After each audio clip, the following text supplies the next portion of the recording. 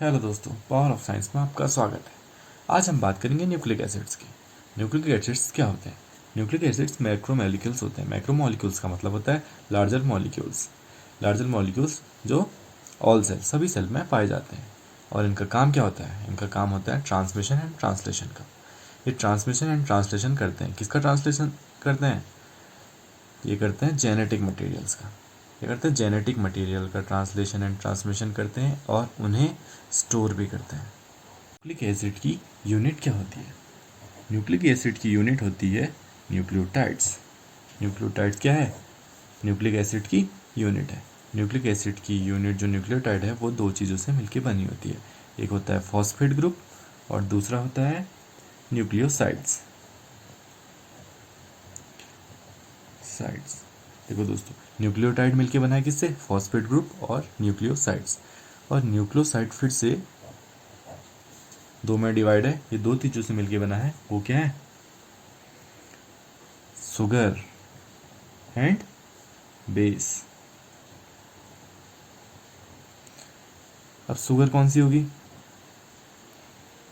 Sugar होती है इसमें पेंटोज शुगर। देखो, जब अगर आरएनए होगा तो शुगर होगी राइबोस, और जब डीएनए होगा तो शुगर कौन सी होगी? Deoxy ribose.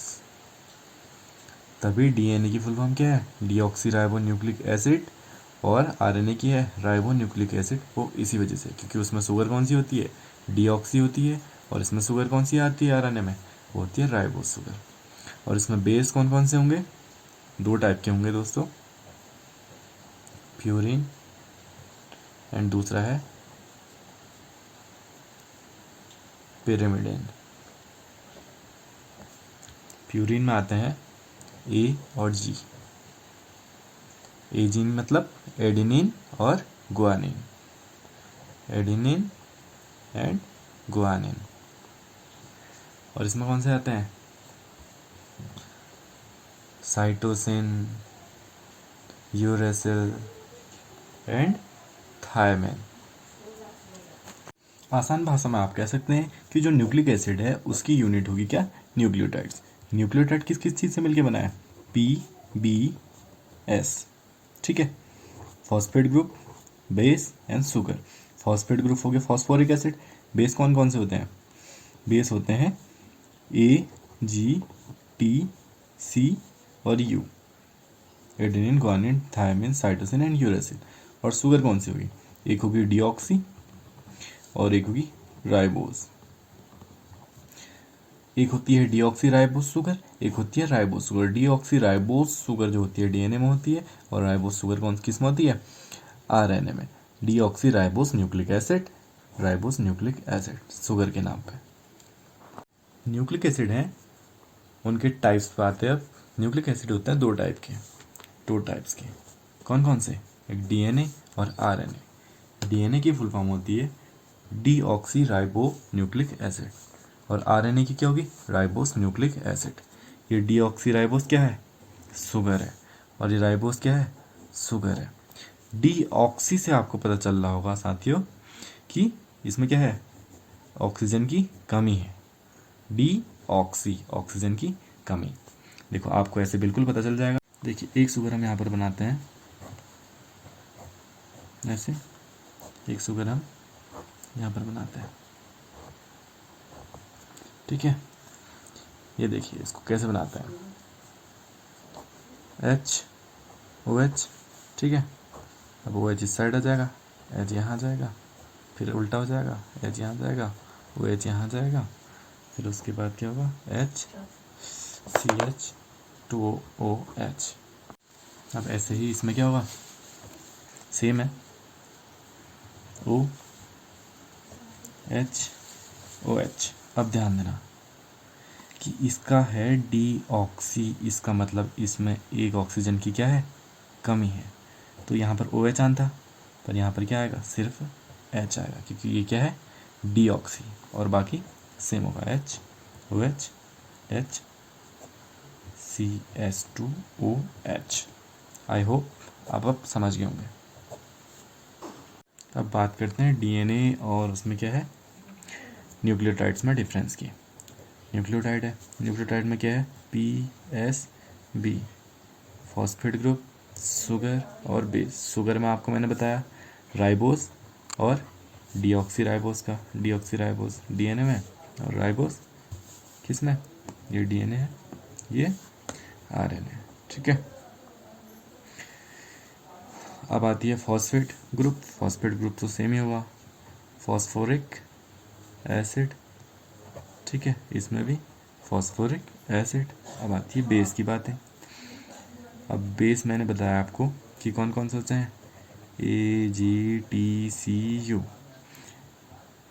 Adenine, guanine, thymine, cytosine and uracil. ठीक है, तो डीएनए में जो बेस होंगे वो होंगे AGTC, और आरएनए में जो बेस होंगे कौन से होंगे, AGT एंड, सॉरी दोस्तों, टी की जगह क्या होगा, यू होगा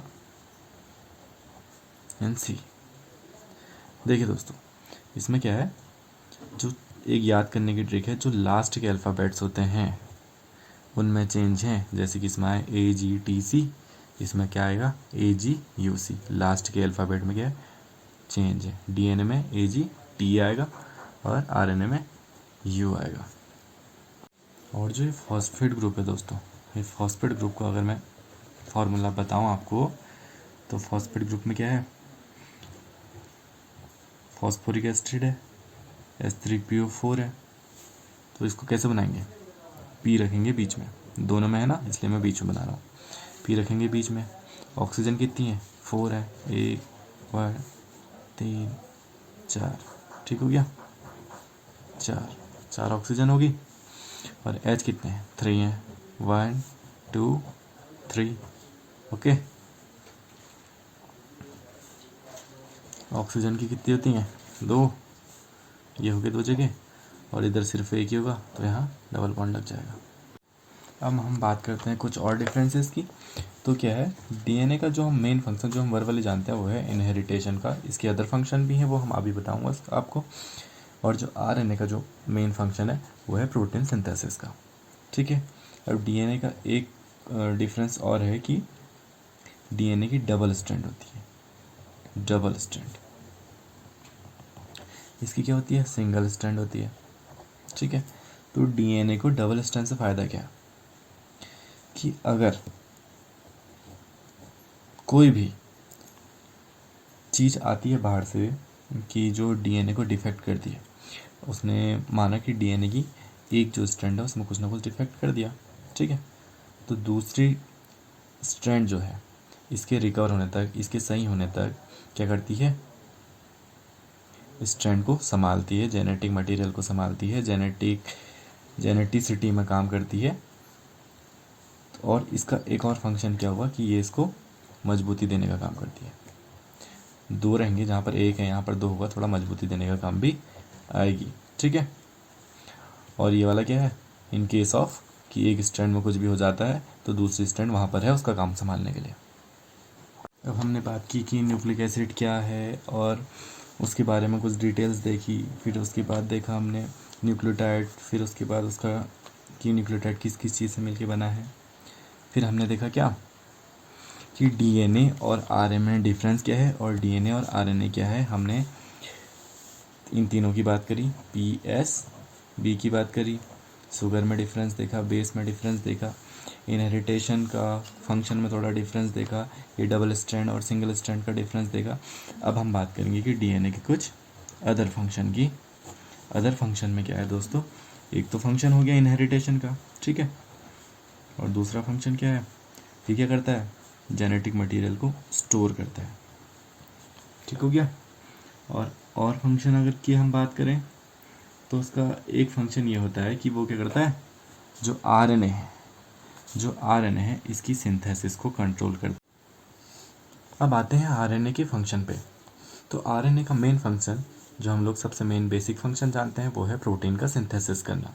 ठीक है, और अदर फंक्शन जो है आरएनए के वो है उसके टाइप्स पे, कि फंक्शन के बेस पे आरएनए को बांटा है 3 टाइप पे। कितने टाइप पे, 3 टाइप पे। वो कौन कौन से टाइप है, TRM, ट्रम्प राष्ट्रपति का नाम सुना होगा ना, वही TRM पे। तो सबसे पहले है ट्रांसफ़र RNA। जो ट्रांसफ़र RNA है उसका जो फंक्शन है वो क्या है, ट्रांसफ़र है, नाम से ही पता चलता है। वो क्या करेगा, ट्रांसफ़र करेगा। वो क्या करता है, ट्रांसपोर्ट करता है एमिनो एसिड को। तो कहीं ना कहीं तो एमिनो एसिड को ट्रांसपोर्ट करेगा ही ना। तो वो ट्रांसपोर्ट करता है एमिनो एसिड को जहाँ पर प्रोटीन सिंथेसिस होगा। देखो एमिनो एसिड जाएंगे, ठीक है, एमिनो एसिड से मिलके क्या बनता है, प्रोटीन बनता है, ठीक है। तो क्या करेंगे, वो एमिनो एसिड को प्रोटीन सिंथेसिस की साइट पे ले जाएंगे। अब आता है ribosomal RNA। Ribosomal RNA, ribosomal से पता चलता है क्या होगा, कि वहाँ पर क्या फॉर्म होंगे, राइबोसोम फॉर्म होंगे। तो क्या करता है, राइबोसोमल RNA जो होगा, राइबोसोमल RNA बनाएगा राइबोसोम्स। वो क्या करता है, प्रोटीन के साथ कंबाइन करेगा, प्रोटीन के साथ क्या करेगा, कंबाइन करेगा, फिर क्या बनाएगा, राइबोसोम बनाएगा। उससे क्या बन जाएगा, राइबोसोम बन जाएगा, ठीक है। और ये कहाँ बनते हैं, जहाँ पर क्या होती है, CHON, चोन सिंथेसिस।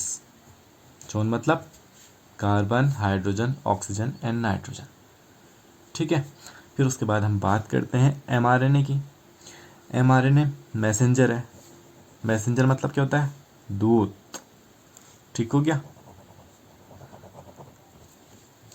अब ये क्या करता है, ये करता है, डायरेक्ट करता है एमिनो एसिड्स को। एमिनो एसिड्स को एक सीक्वेंस पे लगाता है, ऐसे करके एमिनो एसिड इधर उधर होंगे ना, तो उनको एक सीक्वेंस पे लगा देगा इस टाइप से। ये देखिए ऐसे सीक्वेंस पे लगा देगा, जिससे क्या बनेगा,